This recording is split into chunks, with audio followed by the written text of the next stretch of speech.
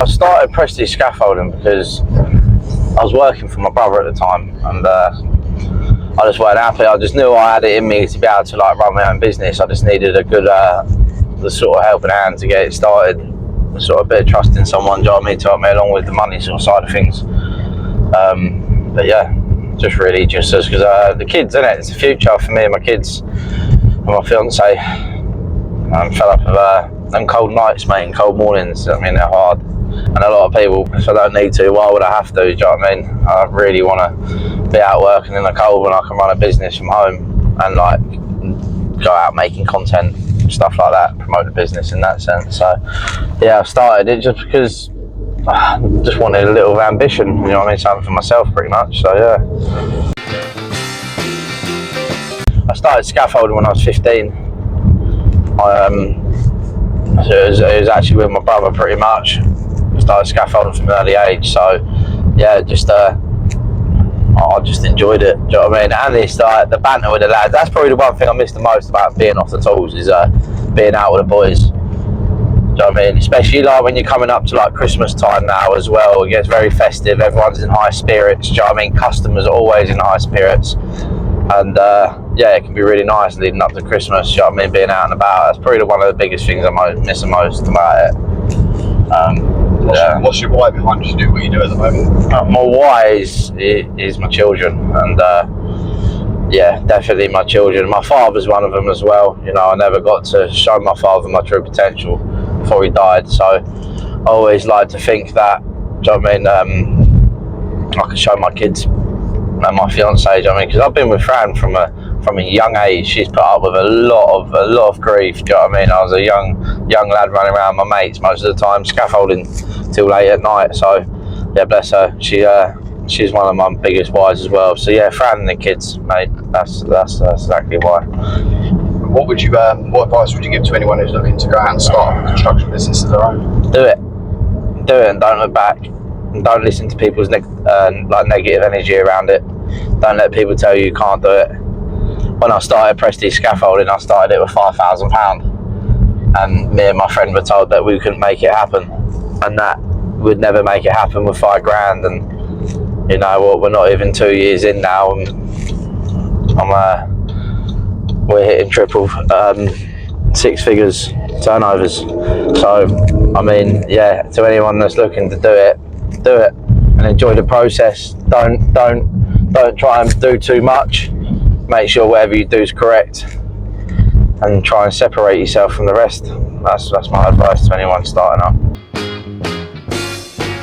Cash flow, because for instance, if you wanted to put up a 3 sides of a house, you're probably looking at about £2,500 to £3,000 worth of materials to do so, give or take. But you're only getting sort of, depending on how big the house is, between £1,200 to £2,000 for 3 sides. So you have to do 2 of them before you make the money back for the kit, let alone pay the wages, pay your bills. So I think the biggest obstacle I faced was definitely cash flow. But I think I dealt with that quite well, because for the first year I was still working for other people, and then just doing a lot of it in my own time and in sort of overtime, working for ourselves to sort of build up as much kit materials as possible, so we sort of didn't run into too many big problems. So it's been good, but that was my biggest thing as well though. When I started the business, I didn't want to get into lots of debt, because I wanted to be able to enjoy it as well, you know. I wanted to be able to treat my family to nice things. I didn't want it to be all about reinvesting every penny.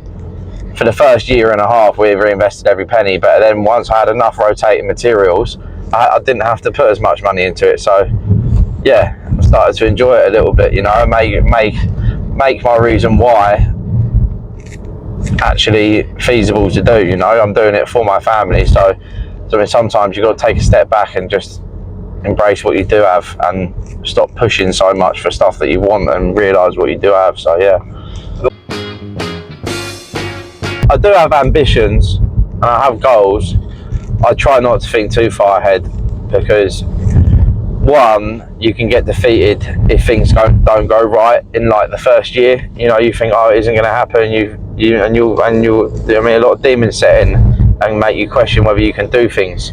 So my biggest thing is that I look for like the next 6 months to a year. So my next year's goal is to just have another truck on board. So we'll have 3 full working trucks every day with 2 men in each truck. So for the bigger jobs, 2 men, 2 trucks. So 4 men, 2 trucks can meet up and go to one job, and we can have 1 2-man gang out all the time. So next year's goal is to, 1, grow the company by another 2 men and another truck, and 2 is to create good content for social media and inspiration as well, you know, for like, because I'm only 29, so to have a business this size at my age and a family that I have, I'm very blessed and very grateful, but it has come with hard work. Do you know what I mean? A lot of tears, stress, do you know what I mean? It's very stressful, but it does all pay off in the end. So yeah, I was sort of a small business. Anything that happened regarding like problems never really cost me much until I started getting a bit bigger and the job started getting bigger.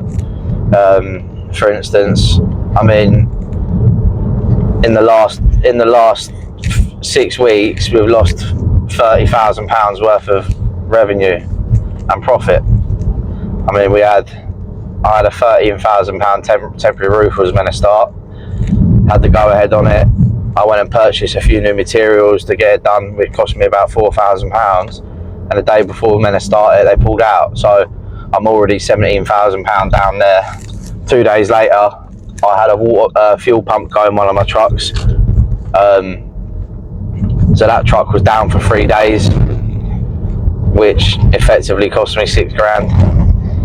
And after that truck got sorted, the day after that, my other truck blew up completely. The engine spat itself out the bottom of it. So then that cost me another £2,000, put a new engine in that. So it was just in sort of the space of 4 to 6 weeks, I lost so much money. And I mean, that's when you start questioning your ability to run a business, and it's a very dangerous thing to do.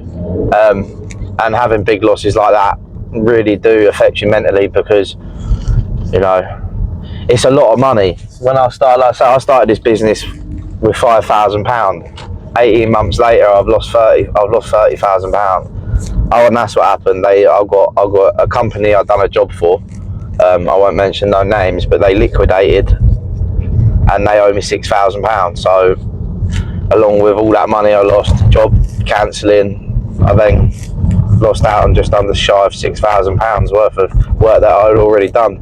And that was probably one of the biggest jobs we'd done as a business as well. We had a partial payment off it, but the rest they just refused to pay me because they've liquidated the company. So yeah, everyone may think, oh, look how well they're doing, you know, it seems like it's easy doing that, but when the downs come, they can be quite vicious. When you get to a bigger size, you know, they can really they can jeopardize your company quite bad as well. So yeah, that's probably my biggest. That's the only real thing that's ever happened, big thing that's ever happened, where I thought, wow, I'm having a bad run here. Like, how do I get out the other end of it? No days off. Best advice I ever got from a fellow business owner, scaffold company, a very wise man. He told me, business has no days off. You work 7 days a week. You answer your phone 7 days a week. You answer your phone until 11 o'clock at night. He goes, because anything less, you're just losing. You're losing out. And that was the biggest and best bit of advice I ever got. That, because I took it all on board. Do you know when you go out drinking with your friends and all the weekends and that, like, it stopped me wanting to even go out, because I know Saturday morning I've got lads out working, my phone's ringing, so being hungover isn't really an option anymore. We can go out and enjoy ourselves once in a while, but I mean, to go out and enjoy myself, I've got to organise the next day, because otherwise I'll just be bombarded with stuff. So I mean, managing it when things go wrong is very difficult, but honesty is the best key. That's what I find. I'm honest with everyone, and I don't lie to anyone. I tell them if we've had problems, we've had problems. I mean, what are we meant to do? We're only human. I can't magic things out. but we do try our best. So say, so my brother owns a scaffold company, so we help each other out.